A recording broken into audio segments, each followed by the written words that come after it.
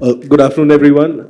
Thank you for taking your time out on a Friday to be here with us. And thank you to the last panel for the really insightful discussion that we are following.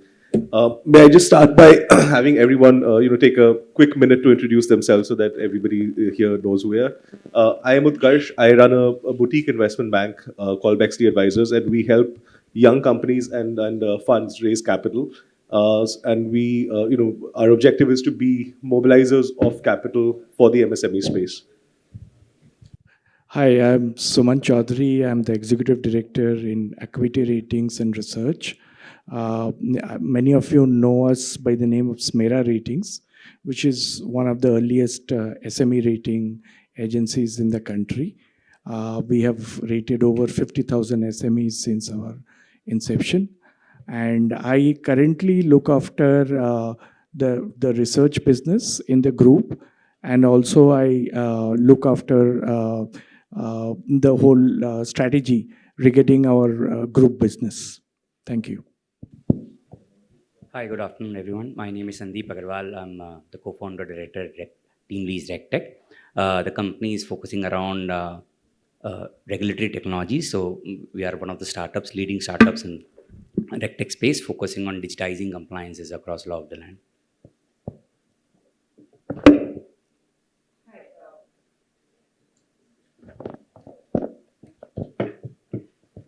Hi, my name is Preeti. I'm a partner with KPMG as a part of Risk Advisory Services. I work closely with a lot of bank and financial institutions to help them mitigate the financial risk and look forward to this interesting discussion on MSME. Obviously, I got that insight, at least in the first panel discussion. That's a broad pain area, but maybe try to give you an angle from a regulatory plus, a financial institution perspective here. Thank you.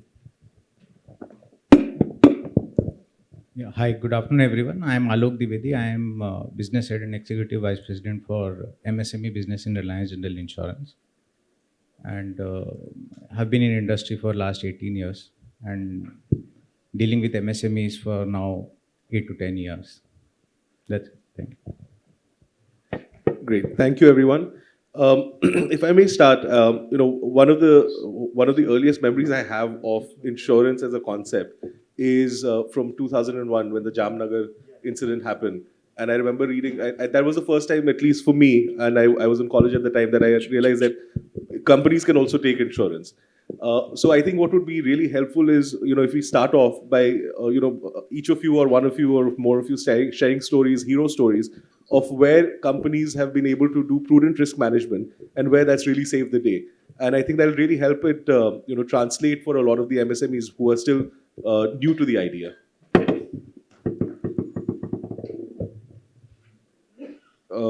So, do you want to? Yeah. I think maybe Alok can start first. Yeah, of course. Sure. So I am just thinking, should I be like the usual insurance guys, be the doomsayer and start with bad experience? I think that's equally helpful. Yeah. So, in insurance, we are increasingly, struggling when, initially private companies were not there in MSME insurance, and then private companies started focusing on MSME insurance. But the basic struggle for us for insurance, MSME insurance, is that, it is still being seen as a document only. And the idea of insurance is still guided by premium, but not by the risk. So that is one of the biggest, challenges. And if I can give an example without taking the name of a company, there was a client with us for, like 7-8 years, they were paying premium to us. And on 8th year, just to reduce premium, they chose not to take something called as nat cat cover, a natural catastrophe cover. Because, they said that, 10 years we've been paying premium, there had been no cyclone. And unfortunately, that year itself. And in fact, since it was a loyal client, we wrote back to the client that what premium you are paying is pittance in front of the risk what you are covering. Right. And we strongly advise you to take that nat cat cover. And that year itself, Amphan happened in, West Bengal. And one of the very good SMEs, brilliant entrepreneur. But because of this, this purpose of saving some, premium, there was a loss of 240 crores, which we, couldn't help the customer. And personally, myself and the entire company, we did whatever we could within the range of the coverage he has taken. But since that was opted out, so key takeaway is that, as a society, India has to start looking at the risk rather than the premium.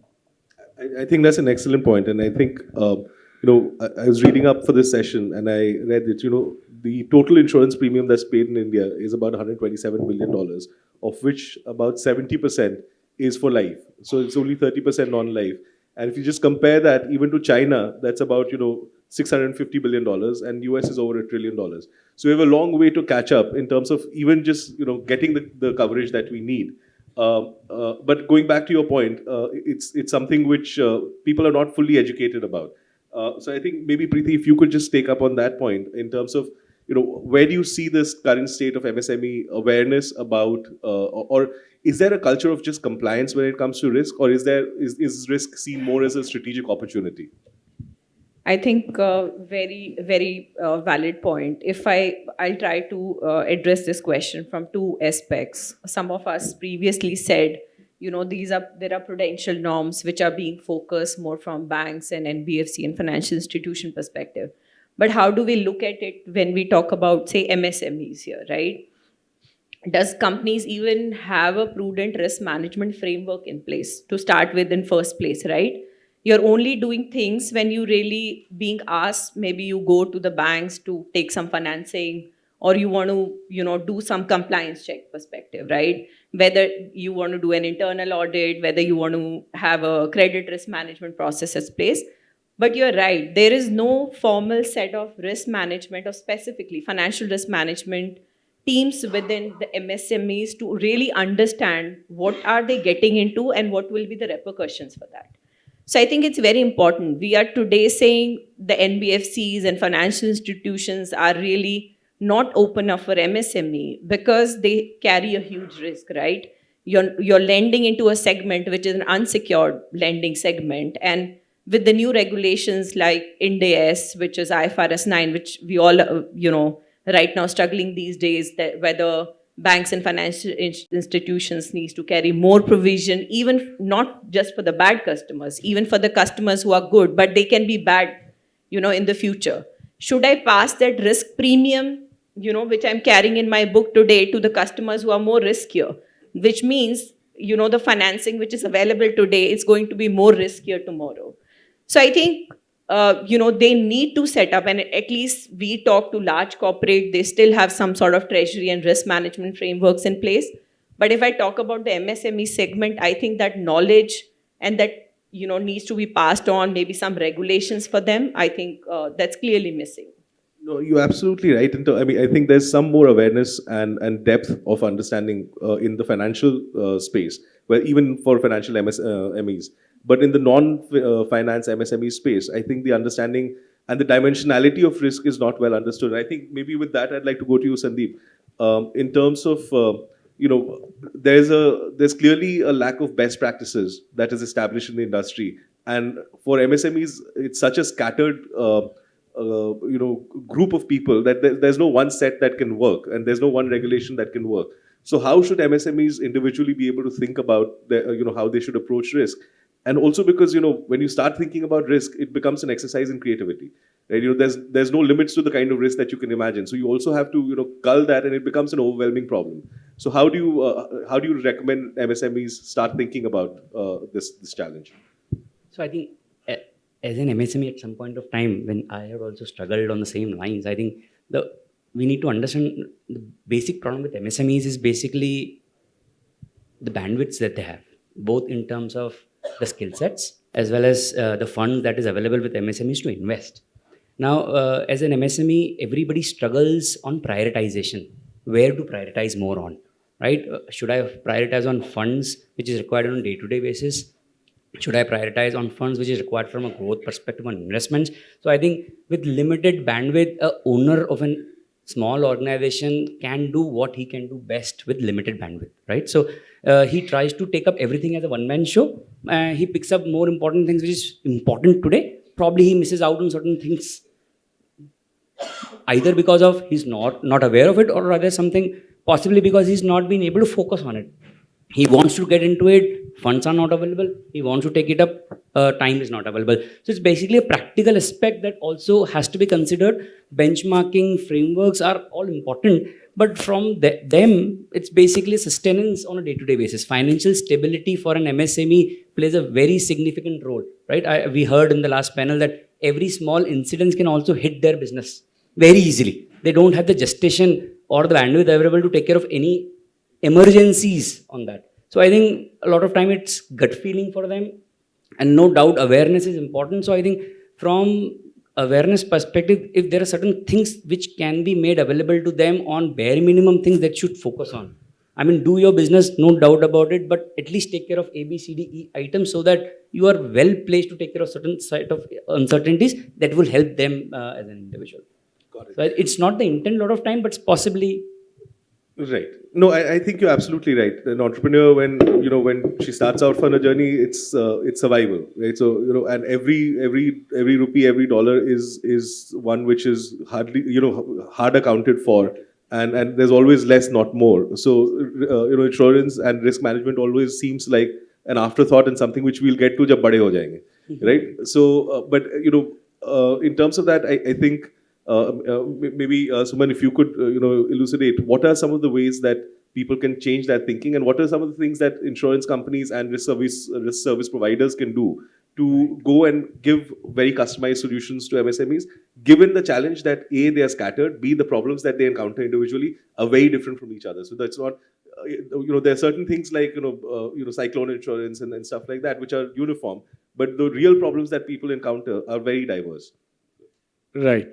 So I think risk management is something which is obviously in was they say very high volatility, very high uncertainty. There is a term they use, VUCA, VUCA.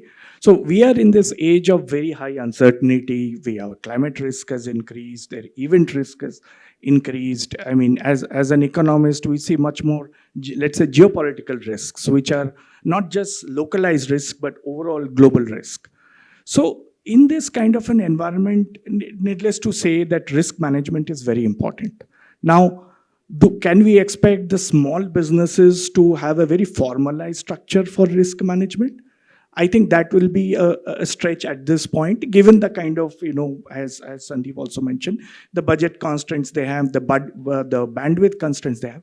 But what is important, and I can talk about from a rating agencies as an entity which has done SME rating, small business assessment for such a long time, what is important to see is that the promoter or management, whoever is the key person driving the business, what is their awareness of the risks in the business and how they plan to mitigate that. I think these are very important questions that we also ask during a management discussion, because it's very important for any business owner to understand these risks. And the mitigation or the steps to mitigate it will only happen when you understand the risks, right? And I think the mindset that, okay, this risk has not panned out for the last 3 years, so I don't need to take care of it. I think especially for the insurance that you talked about, I think that maturity needs to come. So the mindset, that is what I'm talking about, the awareness of the risk and plans to mitigate it in various ways. I think this is very important for any size of business, and particularly SMEs, because SMEs have limited ability to absorb those risks. Most of them would not have that kind of balance sheet strength to handle that kind of event. So that is why risk mitigation is obviously extremely important. I think a few other things which I wanted to highlight, Utkarsh, is that when we assess, and given our experience in assessing MSMEs, what we have realized is that the focus typically, and partly he also mentioned, is on the business. Where business, how much of revenue, dhanda, basically revenues, how will revenues come? So what happens is, if it is a third party like us, a rating agency, we're trying to assess so that it will facilitate more funding or kind of lending by other institutions. we have seen that many of them, they are not able to devote time. Honestly, it's a struggle sometimes to get the time of a promoter for any discussion. Because look, in our mind, while there are many, I would say, methods, alternative methods of assessment. Credit bureaus have just give some credit data and say this is assessment. We don't believe that's a comprehensive assessment. You can look at financial data, have a model, and say this is how MSMEs I score. But in our mind, just a simple past assessment and or just looking at the past credit data, that's not the way to assess MSMEs. You have to understand the nature of those businesses. You need to have a discussion with the management or the promoter, because these are very niche businesses sometimes. And remember that today, MSMEs are not just, we all think they will be doing some manufacturing. There is small supplier, component supplier to a large industry. That is not the case. That's there. But that is not what is the SME ecosystem today. There are small, and because of the experience of what we are seeing, there are services sector that has come up in a big way. Maybe a security service provider, maybe some other services. And that's why understanding that business is very important for any credit assessment. And today, one of the challenges, I think, in the system is that we are trying to assess MSMEs without understanding the business. True. It There cannot needs be a to be, one-size-fits-all. It has to be yes, very detailed there and has to be some effort to understand the business from any rating agency or grading, who is doing it. This is something that we believe we do. In fact, we make it a little more comprehensive, and we try to talk to the, provided there is some cooperation from the client, from the customers, suppliers, just to understand the whole business space. And this is going to be very important. I mean, going ahead, the MSMEs who are able to explain their business profile to the lenders, to let us say rating agencies, lender, basically their stakeholders, they are going to be differentiated. I have a question on that which I'll come to, because, Right. but I just want to quickly go Sure. to Preeti for a second. I know KPMG has done some work on an automated credit risk platform. So just building on Suman's point, could you tell us a little more about that? And how is that something like that applicable to the MSME space? How does it get the ball rolling? How does the conversation get started? So I think some of the very critical components that we looked at when we did that first, digitalization, or I would say credit lending, engagement. So it's very important, as he rightly mentioned, can we really look at all MSMEs from the same lens, right? You need to differentiate, you need to bring up different scorecards, need to have both quantitative and qualitative parameters built into the credit assessment process. And I think that's very critical when you lay out the entire credit lending process. One, customize the products based on the segment that you're lending. So I cannot have the same product I lend to a retail customer versus a corporate, in which corporate also have SMEs, MSMEs, and the large corporates. Within that also there are service segments, right? There are some which are into manufacturing. Some people have a cash flow dependency, which is very different from others. I think when we did that engagement, we had we deep down into each and every parameters. How do I assess, as he rightly mentioned? Do you really want to spend that time and assessment, talk to some of the promoters to get a sense on his vision, his business, and what are some of the key features which could really help me take that decision making? So, it's a very standard, credit lending process, which most of the financial institutions follow. But what needs to be changed, and what we are trying to kind of, propose to a lot of our clients, is that we need to bring that element of subjectivity, which will have some of the, non-quantitative parameters. So that has created, I think, a lot of transparency for, various segment of customers. No, absolutely. And I think the point that you make about subjectivity is excellent. And it also goes back to what I was saying earlier about things like this becoming an exercise in creativity, because it becomes almost overwhelming when you really start imagining the kinds of risks that you can then face. So it becomes a problem which is so hairy that people just don't want to try to solve it. I'd like to go to you, Alok, quickly, which is, when typically when we start talking about risk, it becomes very heavily oriented towards, credit. But I'd love for you to talk about the dimensions of risk beyond the need for raising credit. What are, and again, and also not just the typical general insurance stuff. What are some of the products that are available? What are some of the things that as an MSME owner, you need to think about when you're really trying to dimensionalize risk in your own head? So coincidentally, everyone talks about credit and they look at the bankers. Credit insurance is something which is increasingly now coming up, and surety bonds, of course, for the larger scale, and credit insurance for the MSME space. There are a lot of companies are now, we are arranging for international capacities where we are backed by some reinsurers and we go out in the market and provide support of credit guarantee to MSMEs. How does it work for MSME? Again, if people look at it as an opportunity, it works for MSME in the manner that, say, if you are exploring a newer market, if you are, a lot of MSMEs are now going to go to the export markets. If you're going, so a lot of MSMEs in India, they work with the confidence that obviously their vendor management they can run because they've been running for 20, 30 years. What if you are entering into a new market? How would you handle that kind of risk? So, general insurance industry is now coming up increasingly with the capacities. Product had always been there, but now a lot of general insurance companies are increasing the capacities to provide, credit insurance to MSME, wherein they can go and explore new markets. Obviously, we do all the vendor evaluation and management things, which is done by the bankers, and we explore those markets. And also, of course, there are traditional insurance products like fire policy or health policies.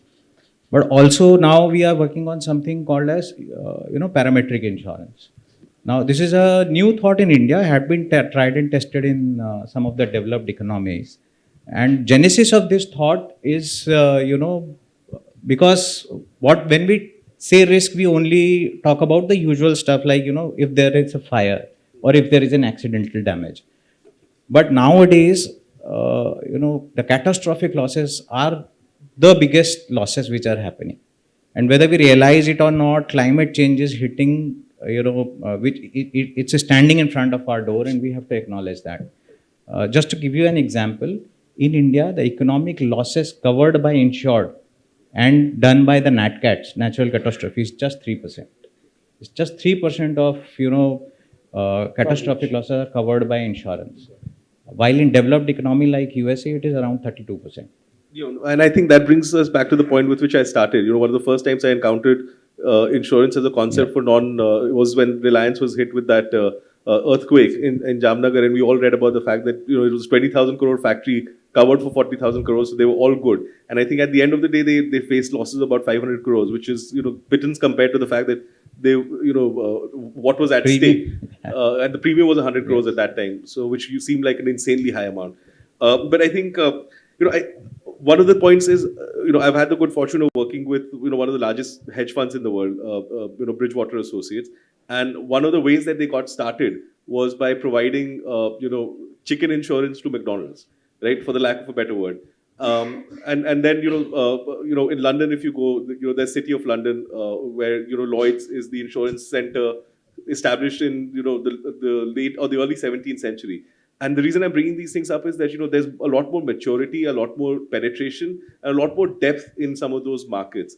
And India, relatively, do you feel like the problem is that, we are just, maturing into that space, and therefore the infrastructure, the insurance infrastructure, the risk management infrastructure is weak, and that's also partly to blame for the fact that the education amongst the MSMEs is low. I think I'd like to go to you, Sandeep, with that point. In terms of how well educated are entrepreneurs and first generation, but even more particularly second generation managers when it comes to or owners when it comes to risk. So when you say education, you're talking about the qualifications, or you're more talking about how you more in terms of manage how they businesses? think about it, how they approach it. Yeah. So I think there is definitely a sea difference between how first generation has been working and now the way second generation wants to pick up businesses. I mean, I had the opportunity in Pune to work with a lot of second generation guys in mid-sized industries. I mean, the new generation has exposed to a lot of technology as well, right? businesses, when they grow over a period of time, needs a lot of processes. Adoption of technology was not seen as a very beneficial input requirement from a first generation. I mean, I would not say as a generalized statement, but I've seen in a lot of companies where first generation entrepreneur was a bit averse to adopt technology on a lot of things because they see as cost rather than as investment. On the other hand, I think the new generation entrepreneurs, the second generation, looks at they want to be more relying on information coming from the system rather than an information given by a person on an Excel spreadsheet. So technology adoption actually is much higher. The investment appetite of a second generation is much higher. So that's a key change that I've seen in a lot of businesses. And I think over a period of time, the first generation have also accepted, and when they've started seeing benefits of these adoptions. So I think, and it's being shared internally. So I've seen a lot of groups also where they share these benefits. They talk about what they have been doing, and these discussions also bring more awareness to people, be it second generation or the first generation. But I think gradually thought processes are changing. What the first generation, irrespective of whether they have somebody from the family who has joined them up businesses, they have realized that depending on people is not going to help forever because the complexities are increasing. It's not just one department of finance. You're talking about if you're a manufacturing entity, production is a very difficult problem statement. Supply chain, again, is a very difficult problem statement. Finance, cash flows, everything else is anyway a challenge statement. So depending on one person or a set of person is not helping, you have to have the right set of technology adoptions or processes built. And that's where I think thoughts are changing.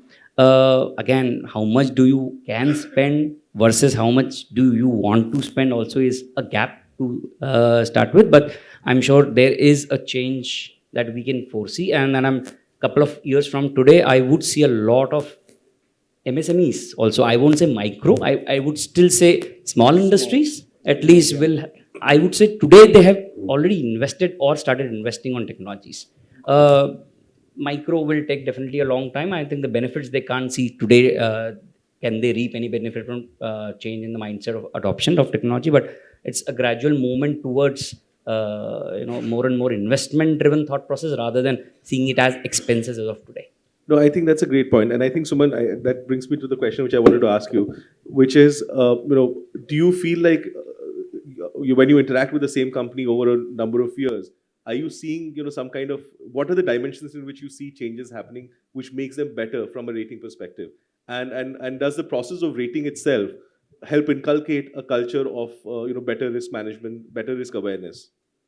Absolutely. I think your second part, and this is something that we keep on, the role of, let's say, a rating agency like us, who started as an SME rating agency, is not just, kind of just rate a company and give a report.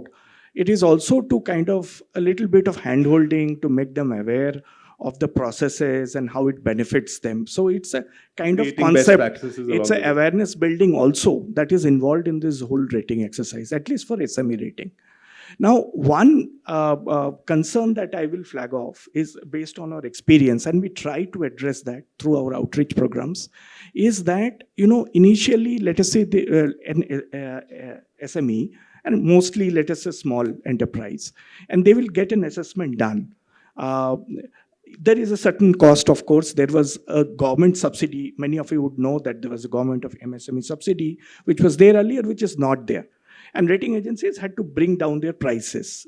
Still, we believe it is affordable, but sometimes what happens is there is a one-time exercise that a business does, SME does, but when we try to convince them to get it repeated, because a review of that assessment is very important. Why it is important is, first of all, the business owner, they need to understand what is the progress they have made. Because this is not only about profitability that we are assessing. We are assessing the overall, how the business is scaling up, maybe what is the use of technology, what other good things they're doing. All of that is factored into the rating, right? It is not just a financial rating that we are doing. Unfortunately, there is a lot of dropouts in the assessment. So there is a one-time assessment that is done, but subsequently it is a struggle to explain to the SMEs that they need to continue that. You need more dots along the way And, to know and what you're looking it like. is your it is a graph. long-term investment they are doing to kind of put their business in a stronger pedestal. Because when, let us say, the bankers or investors will see, and in the public domain, that look, this entity has been consistently rated, and the rating, let us say, has improved from this to this, it is going to be a big comfort factor. And going ahead, the funding access will definitely improve. This is what we believe. It is not a one-time benefit that we look at it as.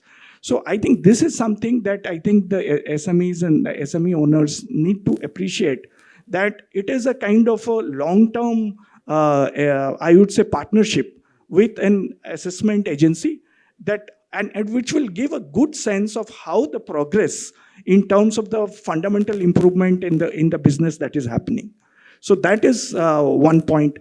Your second question was on how we see the improvements in terms of, definitely if you see for 5-10 years back, as I said, it was primarily, financials and SME. The SME owners used to come and tell us that here is our balance sheet, please rate us, and you give us the report. The bank is asking for the report. So it was more of a tick box.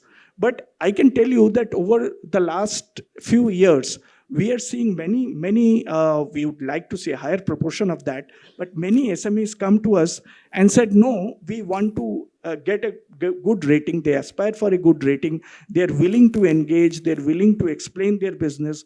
They're willing to take us to their manufacturing or whatever unit. So we see a lot of positivity around that assessment. And on that front, sorry to interrupt, do you see that people are coming to you not just for compliance, but also, so for example, if I'm a manufacturer, right, am I bringing my supply chain to you and trying to get them rated? Because then it becomes a strategic right, engagement rather than just a compliance engagement. correct.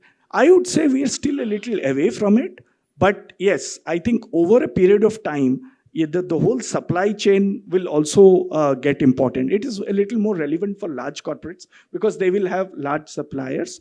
But there is another element I wanted to bring in here, Utkarsh, which is this element of sustainability. I think we all know that ESG and sustainability is becoming very important, especially if you have to attract global capital. Incidentally, we have set up a 100% subsidiary 3 years back. We are the first rating agency in the country to set up a ESG rating company. It's called ESG Risk Assessment and Insights. In there, we have started also to do assessment of SMEs also, separately as sustainability. We have a product like that.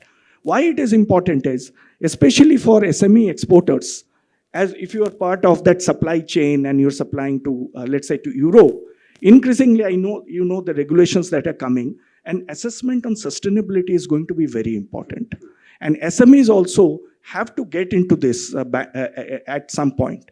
So I think these are also some of the sensitivities that need to come for the SME businesses. Absolutely. And I think, I'd like to go back to you, Alok, and talk just about, the point that I covered in terms of whether risk management is a compliance item or whether it's a strategic item. Have you encountered, and the other example which I gave about, McDonald's and their chicken insurance, there are situations where, companies are a lot more proactive about thinking about risk. Would love to hear any examples that you've encountered from a general insurance perspective, where you've had to create customized products or realize that, through just the amount of demand that you're seeing in a particular space, seen that there is a product to be created for that space. Or have you not had the good fortune to encounter that problem? So we are still struggling with the basic products, for industry to accept it. And of course, there are a lot of ideas around, newer kind of products. Like I was talking about parametric insurance. We are thinking of, industry is thinking of bringing in a product which may be a commodity agnostic product. When I'm saying commodity agnostic, it's, when you do risk assessment for insurance, you also take into the consideration the kind of risk that naturally comes to a kind of industry. But everyone is exposed to risk. And there are two aspects of risk. One is that, there is an underinsurance, like people who have policies, but they are underinsured. And there is a huge lot in India which is still uninsured. So can we bring down, a toned down product which do gives some kind of basic cover, so at least so that people come into the ambit of insurance and probably then delve into getting them into the difficult product. So maybe cover a business interruption loss if there are certain climate parameters which are hit, because of which you are not able to access your business, if something on those lines can be involved. So industry is thinking on those lines. And of course now there are newer threats. Cyber insurance is known to everyone. It's a threat, and it's a huge threat. And India is unfortunately, one of the countries which is facing that risk. And even large corporates are facing issues in cyber insurance. And talking of MSME, they are just open for such kind of risks. And that is one product which industry is looking for. And unfortunately, there's a huge demand for that product. But globally also, the capacities are extremely limited because of the kind of exposure to that risk. True, and how broad based that exposure is. I think, Preeti, I'd like to go quickly to you on one of the things that Alok mentioned, which is about underinsurance. And typically we have seen, especially with first generation entrepreneurs and who have started MSMEs, a lot of the thought process about risk is in their heads, right? They have got something figured out that agar kuch hoga to dekh lenge. And invariably that can never be enough. It can't account for everything. The problem gets compounded when it goes to the second generation, either because the knowledge transfer has not happened, or because it's not even possible for that knowledge transfer to happen. Very often, the father or the mother who started the company is just gone, and then the son or the daughter is running it, and without any kind of understanding of how you're supposed to think about these different dimensions. So what are some of the measures that you've seen, or whether it's in terms of emergency credit lines, whether it's in terms of any other solutions that people have taken or should take, that you would like to talk about? I think there are a couple of things, right? First and the most important is emergency credit lines, right? You rightly mentioned why that is very critical is because we know, be it COVID or be it on other situations, maybe, as one of the audience mentioned, there could be a personal situation at the family and your supply chain or your business got impacted. So do you really have that awareness? Is there the product or the facility available that you can really go and avail that from the financial institutions? I think that knowledge, among, I would say, MSME groups, be it father running it, be it the son or the daughter, I think that knowledge, is coming specifically, I would say it's still there in the large, because the way we are seeing the family businesses being run, our sons and daughters are being asked to go and work in other companies, take the exposure, understand what are some of the practices, and then come and join the business. Unfortunately, you don't really have all that best situation all the time. So I think how we need to, as a maybe from the ministry itself or from the regulatory side or from the various bodies which are looking at MSME segment, maybe we can create that awareness. We can run more of the sessions. We can bring out some, knowledge sharing, that how these, credit line facilities, if there is an emergency, that can be utilized. At least their day-to-day business does not get impacted, right? I think the second important critical element is the supply chain disruption also. That's also a big risk, right? Do we really see, I might have some supplies coming in from one region versus the other. If there's any natural calamity in the region, am I really aware? Do I have the backup plan? Is my, these are not really financial risks, but eventually these will convert into financial risk, right? And also, more from the perspective of people risk, I would say these days.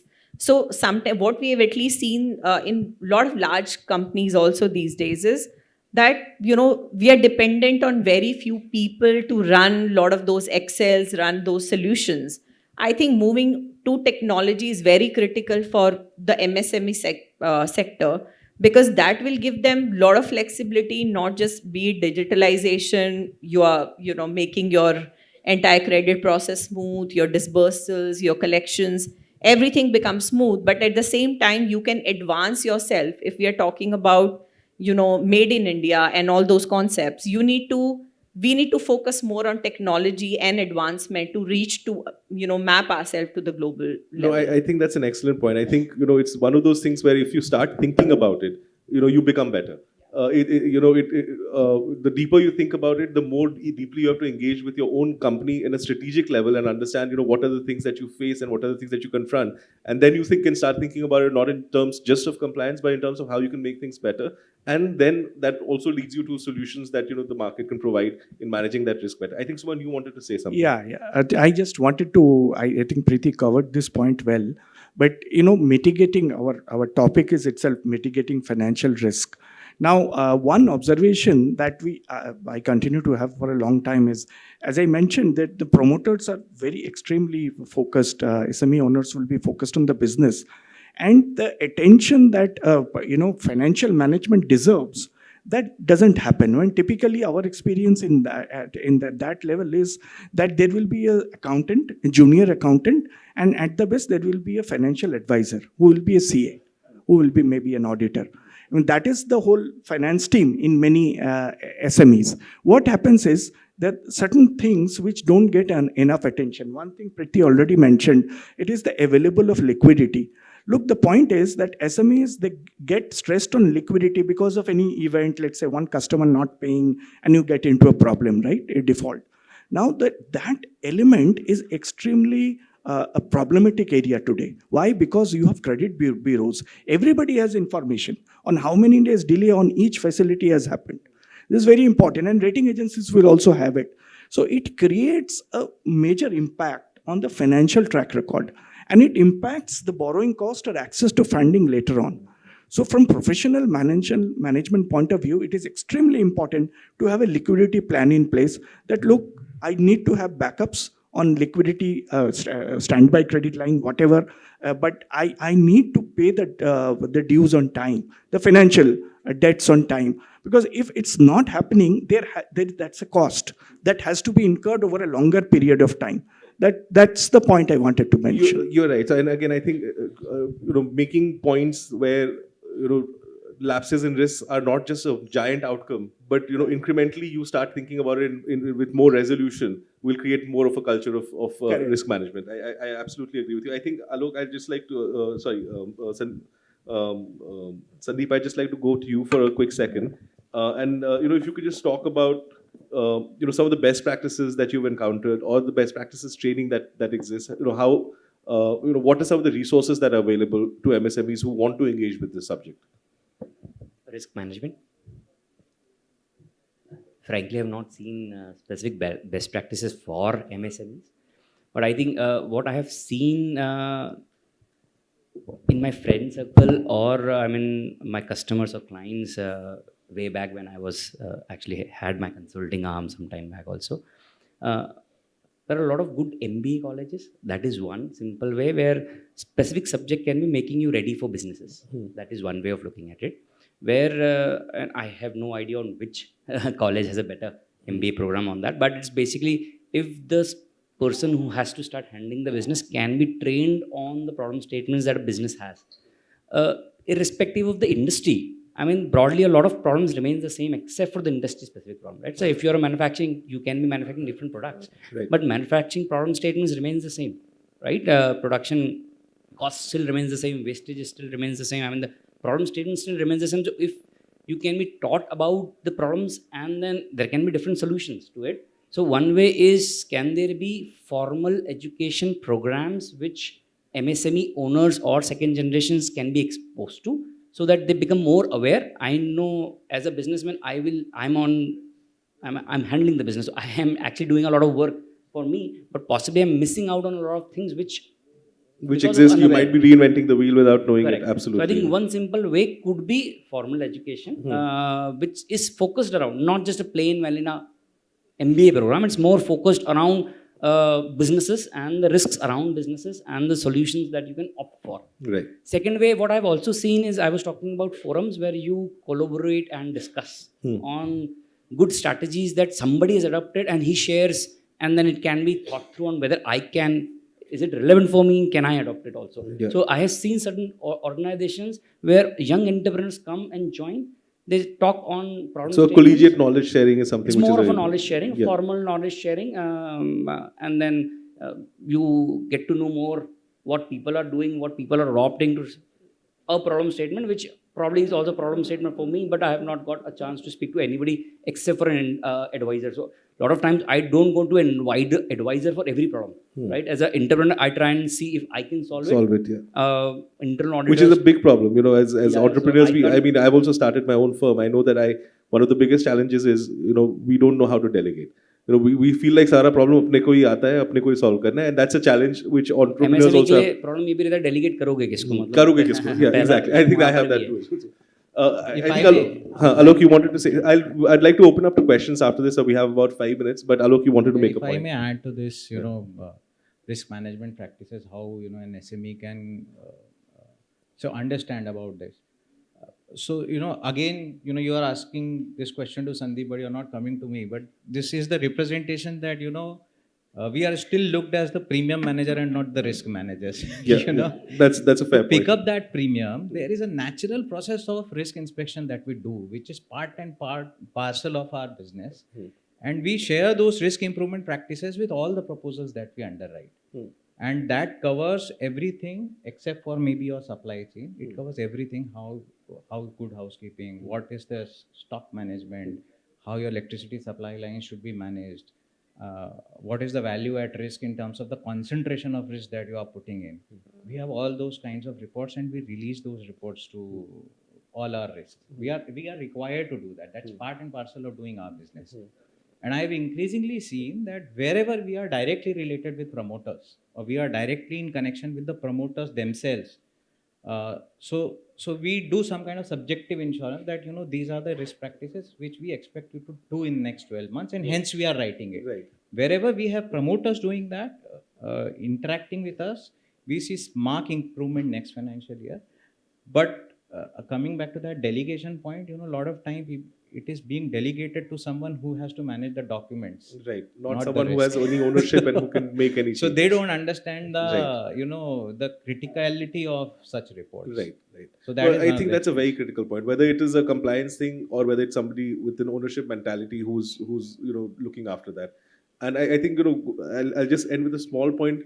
One of the first exposures that I had to risk management as professionally was, you know, I was working for a large consulting firm, and our client was a large PSU in the bank in India, and I was on the operational risk management team. And it was, you know, a couple of very tedious months, and I had to make a document at the end which, you know, kind of summarize everything. So I named it the Board Level Operational Risk Documentation and Assessment Manual, BORDAM. And that bank still runs on the Boredom Manual. So with that, I'd just like to open up to questions. Anybody who has any thoughts? Yes, sir.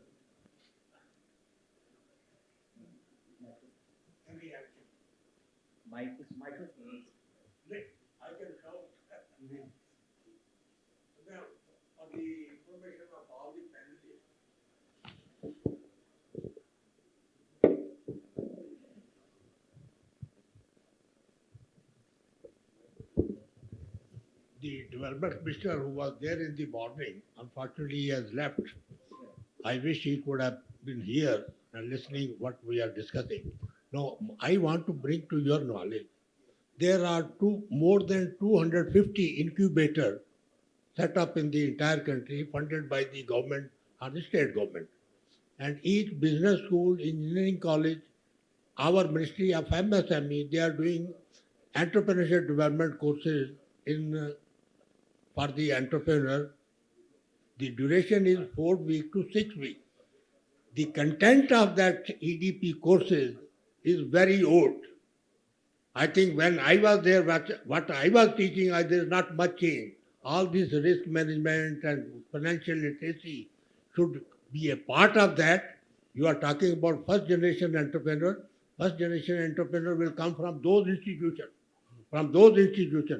I am going to have a awareness program on 13th in Surajmal Institute of Technology, Janakpuri.